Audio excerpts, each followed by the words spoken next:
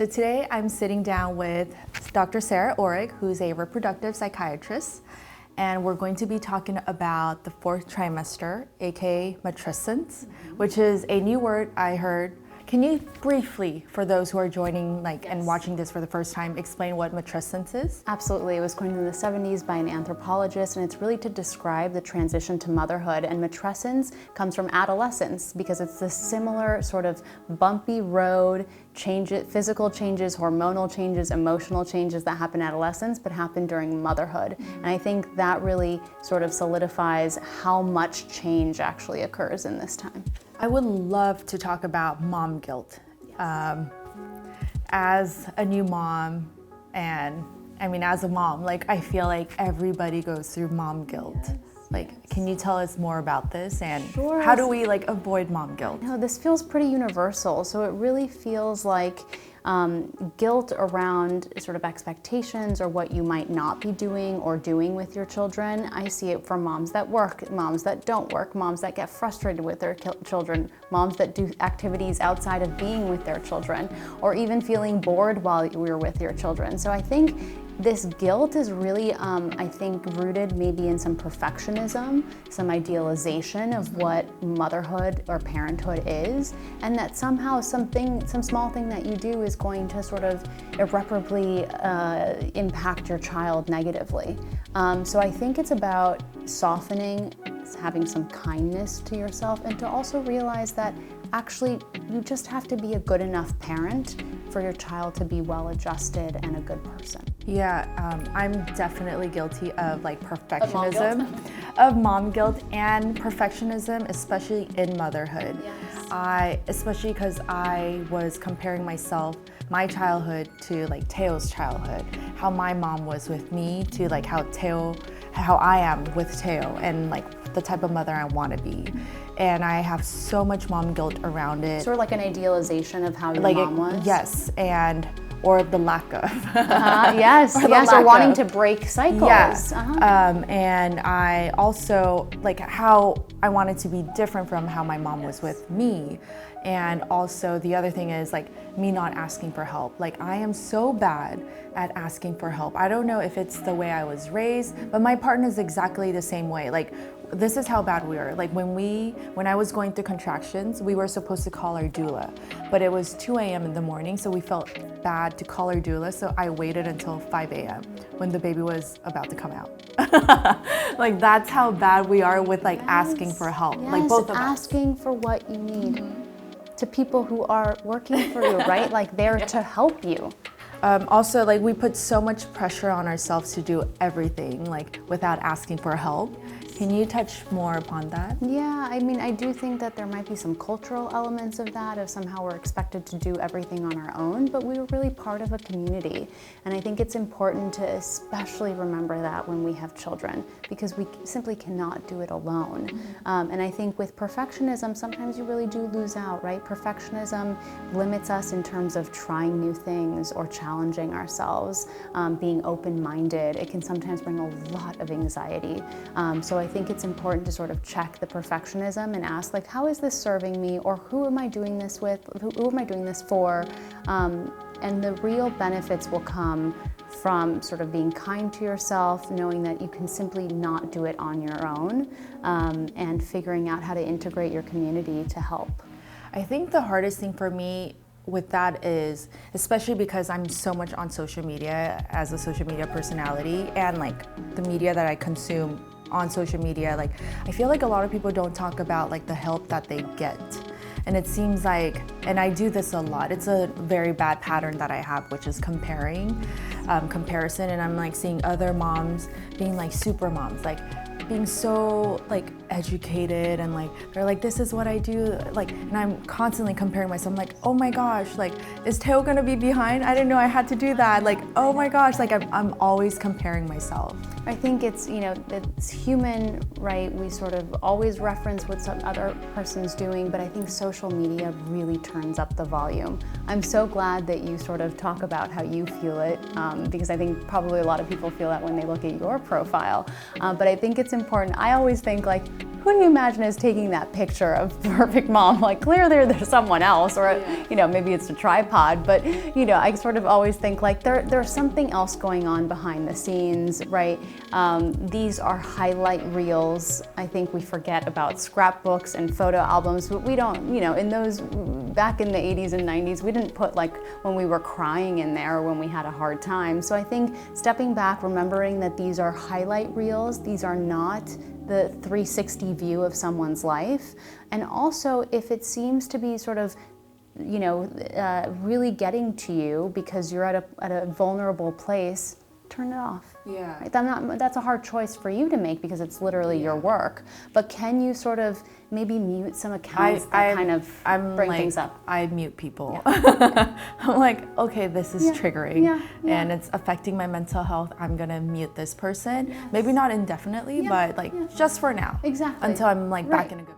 And I love muting because it's sort of just, it's for me. It's not something that's loud or unfollowing or whatever it is. But it just feels like, you know what, I need a break from this. And I think that is so important, or a break completely from social media. Mm-hmm. But I do think that comparison is something that's so common, but social media really has highlighted some of the pitfalls with it. You know, and also with social media, women have higher rates of distress and sort of psychological difficulties with it in some studies that we've done. So I think this is why it's especially important for women to kind of check out, mute, do whatever they need to do to sort of feel well. Yeah, I mean, I think that's like a really good, helpful tip too. And people shouldn't really feel guilty about muting people, or like, because this is a feeling that all of us go through, right? Absolutely, absolutely. And also there are some sort of helpful accounts, but I think you're right that a lot show sort of the glamorous sides, or how someone, you know, I'm always surprised, like 3 kids on a plane, everyone looks fabulous when they arrive in Paris.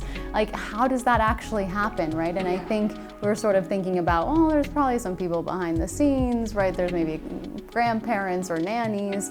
And I think it's important to kind of realize that a lot of this is not like the full picture. Yeah, and I think that's why I became even more vulnerable about being a mom, because I was shocked. Which is so because wonderful. I was just like watching my peers, like my other influencer friends, become moms. And I'm like, how do you guys do it? You guys made it look so easy. And they're like, no, we were like zombies. I was like, you never talked about that. It's like, you never told me how hard it was going to be. They're like, well, we didn't want to scare you. Which is, right, and for some people it's private, right, or they have difficulty being vulnerable in a public setting. But if it's something that you feel comfortable with, like, I know it can be immensely helpful to others. I mean, I've gotten a lot of support too from other moms, which has been actually really amazing. Yes. Like, people are so kind, and I think because moms have gone through what I'm going through currently now, they're always like flooding my DMs with like really positive encouragement, which has been an upside actually. That's wonderful, and I think that speaks to like, comparison happens in silence, but when we actually engage with those mothers, right, we can get the full story. Yeah. Or actually, oh my God, don't ever go to Europe with 3 kids. It's horrible. Like, it's too much. They need to be at least 10. Yeah. You might get the real picture instead of what your fantasy of what it is, or what that photo or video is portraying. So I think what you're speaking to is actually community amongst moms can really, I think, decrease this comparison when we're actually just talking and being real. Yeah. So now I want to talk about work and motherhood. So I think a lot of, like, especially working moms, we're confronted with this like new reality, like, okay, am I like gonna go back to work?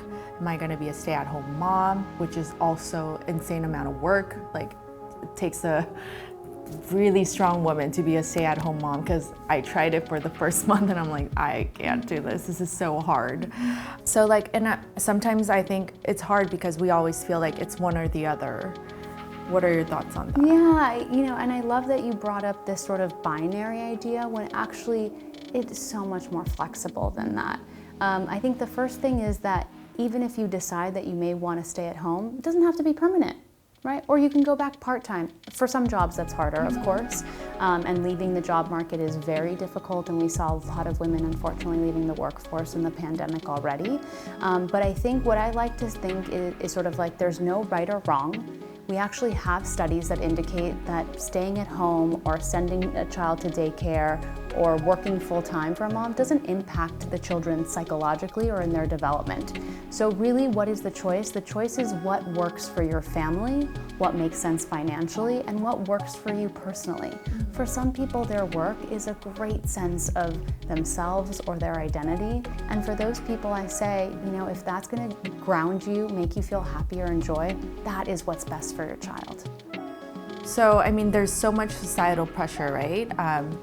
And I noticed that, I don't know, do you feel like men feel this pressure? Because I notice with my relationship with Jacopo, when he's being a dad, obviously, feeding Teo, I'm so grateful. But then again, I'm why do I have to feel so grateful? Yes. He should be doing this. Yes, there is something, and it feels really gendered, and it's really in cisgendered heterosexual relationships. I see it most often, where the little moments that dad is with baby, oh, he's the best, how wonderful, right? And somehow sort of mom's role feels a little bit more thankless. Yeah. But I definitely noticed that for some men and for new fathers, there are certainly pressures, and pressures around work may look a little bit different. So for some, there actually may be an immense pressure, which again is very gendered, about providing and making sure they provide. And so often you see some men sort of digging into work and feeling like they have to go all in because they need to somehow, this idea that they need to provide for their family. But I do think it's so different for every single person. But generally, I think women in heterosexual relationships are tasked with a lot. And I don't see that juggling is as difficult for men, right? In some ways, men kind of get to live their life and continue on, right? They're not feeding the child, they're not doing a lot of the things that moms are doing. So in very stereotypical gendered roles, we do see that the pressure is less on men. I think we need to change that. Yeah. And it's how do you do that? It's sort of a systemic change, but also how do you do it? You can do it in your own relationship. But I do think that there's a lot of work we have to do to kind of equalize or equal partnerships in parenting. Yeah, so for me, I actually feel like I could have these conversations with Jacopo, and he's really very helpful. We really split the responsibilities 50-50. It really feels like a partnership, and I think that's how relationships should work. But I do get some DMs and comments from moms asking oh my gosh, he seems so helpful. How do my husband doesn't do this, or my partner's not like that. What's a great way to start this conversation so it's not always on the mom or the woman? I think they're really, it's open dialogue.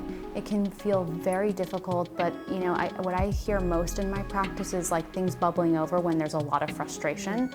It's why didn't you get the diapers? You know what I mean? So that's not the time to have this conversation, but when you're in a good place, sit down, say, we really need to distribute the roles. Don't forget the invisible load that moms have. When should I order diapers? Where's the formula, right? All of those things are to-dos. So I like to get really concrete with it. Sit down with your partner, list out everything that you're doing, all of the chores, all of the things for the baby. Don't forget the invisible load, which is, those orders online, the diapers, the formula, and really figure out how are we distributing work? Does this make sense? And again, very open dialogue when things are in a good spot. Again, not when you're as exasperated or very irritable, but really things are calm, you're having dinner or something, talk it out. And I really think direct communication is important, but I do think that there needs to be more systemic change. It's hard for someone to sort of change, gender norms that have existed for so long, and sort of we're living in that. So I do think, again, trying to get concrete and expressing what your needs are to your partner. I think that's so important, especially the part where you said, do it when everything is good, yes. not when things are falling apart and you're exactly. You don't want to be hear anything. No, you don't want to be so reactive. Okay, so the next thing I wanted to ask you is maternity leave. It's such a big topic in our society, and not many people, it's so unfortunate in America especially, not everybody's so lucky to have an amazing maternity leave. I didn't, you said you didn't. For me, it wasn't really, it was, business, financial reasons. I couldn't take 6 months off or 4 months off. I took literally 1 month off before I was on set working. I took 1 week off before I was answering emails, like work emails. Yes. Like how can we give ourselves more space and ask for help, or like just all of this? Like how can we approach this? I think this is so hard, but I think thoughtfulness and being mindful about what you're doing is important. I think if we carefully make the decisions of, you know what, this email just can't wait. It is what it is, and sort of accepting that is important. But then figuring out how can I really make the most of the times when I am with my baby, be as present focused, or also maybe decide, actually, those other 2 emails, they can wait for a couple weeks. That's not urgent. So again, I think there's something that comes with motherhood, which you've mentioned, I think, and these are some of the changes that we have in motherhood, is that there can be reprioritizing. And I think that's essential. But again, it's very hard to juggle all these things, and people talk about balance, but I'm not quite sure if that exists. It just means turning your attention sometimes to one thing and then to the other. Yeah, I think that's a great point. Like when it comes to like having balance, it's not really like, you can't really have balance. It's just something just takes more priority over the other. Exactly. And I think with motherhood, those choices maybe become different. So I feel like overall we learned that every one of us go through mom guilt. I think so. Do you have any tips on how we can be kinder to ourselves? Yeah, I think, first of all, we need to challenge that guilt. Where is that coming from? Why is it more mom guilt than dad guilt? Are we sort of buying into these stereotypes that our society says about what women have to do? I do think, we didn't talk about this, but there's a lot around motherhood and being a martyr and martyrdom. And so I think that there's some connection of sort of this ideal, or this idea that we might have to sacrifice everything to be a good mom. But that's actually not the case, because we see dads quite frequently doing it, doing all sorts of things.